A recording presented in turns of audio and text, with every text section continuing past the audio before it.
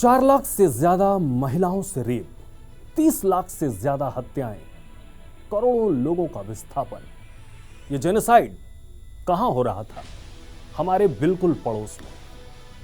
साल था 1970। पड़ोसी मुल्क पाकिस्तान में चुनाव के परिणाम घोषित हो चुके थे। 2 हिस्सों में पाकिस्तान को यदि आप बांट दें तो एक तरफ पूर्वी और दूसरी तरफ पश्चिम पाकिस्तान। जमा 313 सीटों वाले पाकिस्तान में 167 सीटें पूर्वी पाकिस्तान से आती थी, जिसमें 169 सीटें जीतकर शानदार सफलता हासिल की मुजीबुर रहमान की पार्टी पूर्वी पाकिस्तान अवामी लीग ने। यानी पाकिस्तान में सरकार बनने के लिए पर्याप्त बहुमत। लेकिन पाकिस्तान की सत्ता पर काबिज पश्चिमी पाकिस्तान के हुक्मरानों और सैन्य शासकों को यह कतई गवारा नहीं था कि पाकिस्तान पर मुजीब यानी मुजीबुर रहमान शासन करें, क्योंकि वो पूर्वी पाकिस्तान से आते थे। कहानी बड़ी दिलचस्प है। संघर्ष, शौर्य और साहस के साथ ही पराक्रम और विजय की, भारत के विजय की है। अमेरिका और चीन के प्रत्यक्ष समर्थन के बावजूद पाकिस्तान को टांग पर टांग रखकर चीर देने की है। कहानी विश्व पटल पर उभरे नए राष्ट्र बांग्लादेश की है। कहानी हमारे जवानों के मानवता की रक्षा हेतु दिए बलिदान की है।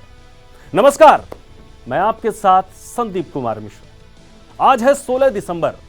विश्व पटल पर आज के दिन का इतिहास कहीं खुशी और कहीं गम देने वाला है। लेकिन आज बात सिर्फ भारत के शौर्य, स्वाभिमान और सिर्फ विजय की। तो हुआ कुछ यूं कि मुजीबुर रहमान के साथ पश्चिमी पाकिस्तान द्वारा दिए धोखे से पूर्वी पाकिस्तान में बगावत की ज्वाला भड़क उठी। मुजीबुर रहमान के समर्थकों में जन आंदोलन जो था उनका, वो सड़कों पर भीषण रूप ले चुका था, जो सत्ता पर काबिज पाकिस्तान के हुक्मरानों को नागवार गुजरी। दरअसल पश्चिमी पाकिस्तान के नेताओं और खासकर पाकिस्तान पीपुल्स पार्टी के जुल्फिकार अली भुट्टो और सैन्य तानाशाह याहिया खान ने मुजीबुर रहमान को प्रधानमंत्री बनाने की जगह 26 मार्च 1971 को ऑपरेशन सर्चलाइट नाम से अपनी बेरहम सेना को पूरब में कूच करने को कहा।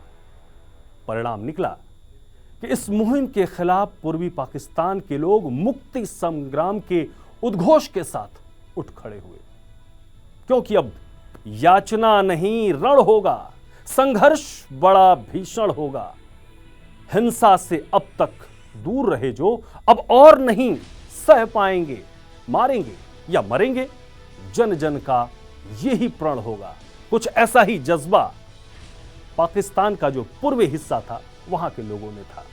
ऐसा ही संकल्प लेकर वो आगे बढ़े। शेख मुजीबुर रहमान का पूर्वी पाकिस्तान के लिए जो संघर्ष था वो अब चरम पर था, जिसकी वजह से वो पाकिस्तानी शासन की आंख की किरकिरी बन चुके थे। वहीं कुछ अन्य बंगाली नेता भी पाकिस्तान के निशाने पर आ गए थे और उनके दमन और बगावत की आवाज को कुचलने के लिए शेख मुजीबुर रहमान और अन्य बंगाली नेताओं पर अलगाववादी आंदोलन के लिए मुकदमा चलाया गया। लेकिन यह चाल पाकिस्तान पर खुद ही भारी पड़ गई, क्योंकि इस घटनाक्रम से मुजीबुर रहमान पूर्वी पाकिस्तान के लोगों की नजर में हीरो बन गए, जिससे पाकिस्तान बैकफुट पर आ गया और मुजीबुर रहमान के खिलाफ षड्यंत्र के केस को वापस ले लिया गया। लेकिन पाक आर्मी के जुल्म का क्रूर दरिंदगी भरा खौफनाक चेहरा पूर्वी पाकिस्तान के लोग देख दहशत में थे। लाखों महिलाओं का रेप, लाखों के खून से अटी पड़ी सड़कें, चीखें और चिल्लाहट के शोर से रूह कपा देने वाला डर। औरतें, बच्चे, बूढ़े, कोई नहीं बचा। यही था पाकिस्तानी सेना का असल सच। आपको बताएं कि पाकिस्तानी सेना ने जो किया उसकी तुलना हिटलर के होलोकॉस्ट से की जाती है। बांग्लादेश सरकार के दस्तावेजों की माने तो पाकिस्तानी सेना द्वारा लगभग 4 लाख से ज्यादा महिलाओं के रेप, 30 लाख से ज्यादा बांग्ला भाषी लोगों की हत्या करवाई गई। मार्च 1971 में ऑपरेशन सर्चलाइट के जरिए बंगाली राष्ट्रवादियों की बेरहमी से जो हत्या की, उससे बांग्लादेश की आजादी में महिलाओं और पुरुषों दोनों ने कंधे से कंधा मिलाकर इस संघर्ष को आगे बढ़ाया। यही वो दौर था जब भारत ने पाकिस्तान के इस दमनकारी चेहरे को बेनकाब करने की ठानी। साल 1971 मार्च का महीना और मुक्ति वाहिनी की मदद का भारत सरकार का फैसला। मुक्ति वाहिनी यानी बांग्लादेश का वो छापामार संगठन जो पाकिस्तानी सेना के खिलाफ गुरिल्ला युद्ध लड़ रहा था, जिसे भारतीय सेना ने समर्थन दिया। जब पड़ोस में इतना भीषण नरसंहार चल रहा हो, औरतें, बच्चे, बूढ़े सब पर जुल्म की इंतहा पार हो चुकी हो, ऐसे में भारत बेचैनी से इस घटनाक्रम पर नजर बनाए हुए था। पाकिस्तान जो अत्याचार बांग्लाभाषी नागरिकों के साथ कर रहा था, उसका सीधा असर भारत पर भी पड़ रहा था। उसका पहला कारण तो सीधे तौर पर यही था कि पश्चिमी पाकिस्तान से शोषित किए जा रहे लोग बड़ी संख्या में पलायन करके भारत के पश्चिम बंगाल, असम, त्रिपुरा और मेघालय में शरण ले रहे थे। भारत मानवीय आधार पर मदद तो कर रहा था, लेकिन भारत को भी आजाद हुए ज्यादा समय नहीं बीता था, तो हमारी अर्थव्यवस्था पर अचानक से एक बड़ी जिम्मेदारी एक साथ आ गई। तीसरी बड़ी समस्या भारत के साथ यह भी थी कि इन राज्यों में शरणार्थियों के मूल निवासियों के बीच स्थानीय तनाव पैदा हो गया था, जिससे लॉ एंड ऑर्डर की गंभीर समस्या उत्पन्न हो गई और आंतरिक सुरक्षा को भी खतरा पैदा हो गया। हालांकि भारत ने इस मुद्दे को सुलझाने के लिए अंतर्राष्ट्रीय समर्थन लेने की भरपूर कोशिश की, लेकिन अमेरिका और चीन के असहयोगी रवैये के कारण भारत को निराश होना पड़ा, जिसके चलते हमारे देश को रूस के साथ एक मैत्री संधि पर हस्ताक्षर करने पर मजबूर होना पड़ा, जो बाद में कहीं ना कहीं भारत के लिए एक वरदान साबित हुआ। इंदिरा गांधी तब तक सेंस कर चुकी थी कि आज नहीं तो कल भारत को इस युद्ध में शामिल तो होना ही पड़ेगा, लेकिन अप्रैल में जब उन्होंने तब के जनरल सैम बहादुर से इस बारे में बात की, तो सैम साहब ने बेबाकी से इंदिरा गांधी को साफ शब्दों में बोल दिया कि मैडम, भारत अब इस युद्ध में शामिल नहीं हो सकेगा, बल्कि हमको इस त्रासदी को अंत करने के लिए नवंबर तक का इंतजार करना होगा। सैम बहादुर द्वारा इंदिरा गांधी जी की बात काटने के दो प्रमुख कारण थे, जिनमें से सबसे बड़ा कारण था अप्रैल, मई और जून के महीने में पूर्वी भारत में मानसून के चलते धीमा मोबिलाइजेशन एक बहुत बड़ा सिरदर्द बन सकता था, जिसका फायदा चीन भी उठा सकता था। दूसरा ये कि सैम बहादुर अगले कुछ महीने मुक्ति वाहिनी को प्रॉपर ट्रेनिंग और अपने सैनिकों को स्थानीय परिस्थितियों से अभ्यस्त कराना चाहते थे। खैर, नवंबर भी बीत गया और अपने पड़ोस के लाखों महिलाओं की चीख पुकारों, लाखों अनाथ बच्चों के क्रंदन से भारत का धैर्य भी अब जवाब देने लगा था कि 3 दिसंबर 1971 को पाकिस्तान में अपने छोटे से इतिहास की सबसे बड़ी गलती कर दी। अब अगले 13 दिन क्या हुआ, उसकी क्रोनोलॉजी को अब आपको हम समझाते हैं।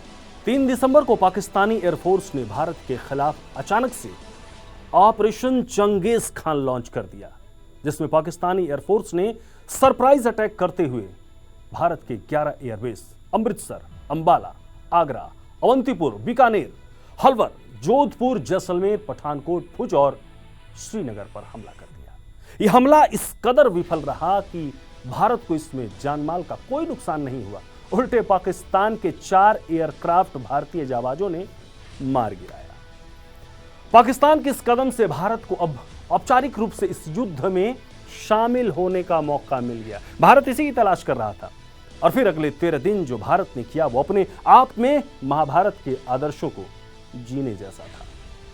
पूरे पाकिस्तान के रणनीतिकारों का मानना था कि चूंकि भारत पूरी पाकिस्तान में युद्ध की तैयारी कर रहा है, ऐसे में भारत का पश्चिमी बॉर्डर कमजोर हो सकता है।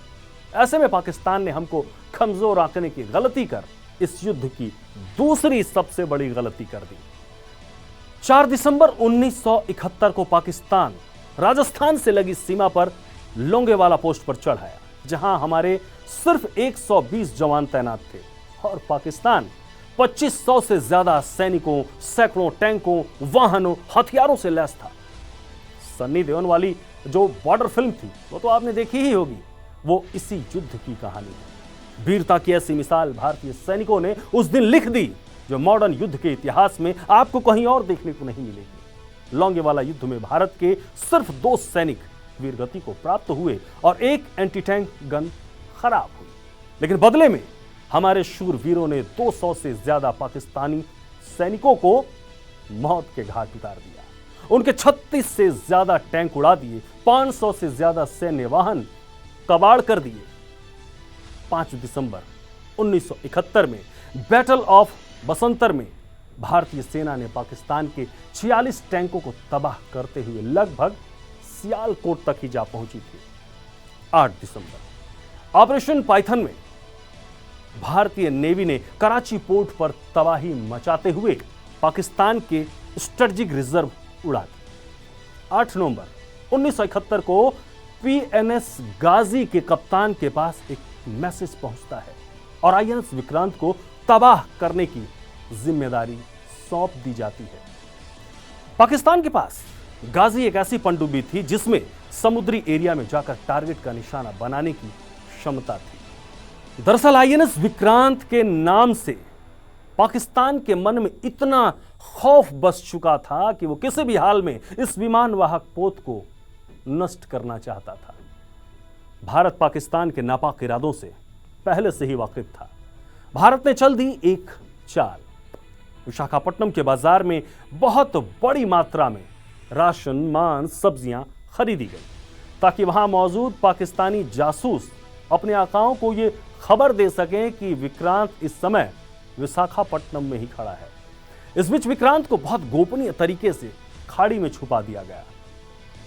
पाकिस्तानी नौसेना ने गाजी को विक्रांत को डुबोने के लिए इस यकीन के साथ विशाखापट्टनम रवाना किया कि विक्रांत वहां डेरा डाले हुए है। लेकिन इससे पहले कि वहां गाजी कुछ कर पाती, मौके पर शिकार की तलाश में बैठे आईएनएस राजपूत द्वारा गाजी पर ऐसा विस्फोट होता है कि गाजी पाकिस्तान के मनोबल को लेते हुए समंदर की गहराइयों में डूबती गई। वहीं दूसरी तरफ भारत पाकिस्तान युद्ध में अमेरिका और ब्रिटेन पाकिस्तान की मदद कर रहे थे। अमेरिका अपने युद्धपोत को भारत को डराने के लिए भेज रहा था। अमेरिकी युद्धपोत का 7वां बेड़ा पाकिस्तान की मदद करने के लिए बंगाल की खाड़ी में पहुंचता, उससे पहले ही सोवियत संघ का एक विध्वंसक और माइंस स्वीपर मलक्का की खाड़ी में भारत की मदद करने के लिए पहुंच चुका था। लेकिन भारत अपने दृढ़ संकल्पों के साथ इतिहास में अपना नाम स्वर्णिम अक्षरों में दर्ज कर रहा था। हर तरफ से टूट चुकी पाकिस्तानी सेना के commander lieutenant general A.K. Niazi ने भारत के पूर्वी सैन्य commander lieutenant general Jagjit Singh Arora के समक्ष आत्मसमर्पण कर दिया। 16 दिसंबर 1971 यह वही तारीख है जब युद्ध में पाकिस्तान के लगभग 93,000 जवानों ने भारत के सामने हथियार डाल दिए थे और भारत की जीत के साथ ही विश्व पटल पर नए देश बांग्लादेश का नव निर्माण हुआ। इस ऐतिहासिक जीत के साथ ही दुनिया भर में भारत की सैन्य शक्तियों, भारतीय सेना, वायुसेना और नौसेना का लोहा माना। अंततः 16 दिसंबर को पूरब में सूर्य उदय हुआ, पाकिस्तान की नापाक हसरतें नस्तनाबूद हुई और आज बांग्लादेश पाकिस्तान से बेहतर अर्थव्यवस्था के साथ आगे बढ़ रहा है और पाकिस्तान कर्ज के बोझ से दब रहा है। बहरहाल भारत अपनी सदाबहार नीति जियो और जीने दो के साथ विश्व पटल पर अपनी नई पहचान के साथ निरंतर हर पल आगे बढ़ रहा है। तो यह है विजय दिवस की पूरी कहानी और किस प्रकार से पाकिस्तान के 2 हिस्से होते हैं, ये उसकी कहानी है। लेकिन भारत के विजय की, शौर्य के, पराक्रम की कहानी है। तो विजय दिवस की आप सभी को बहुत बहुत बधाई। जय हिंद।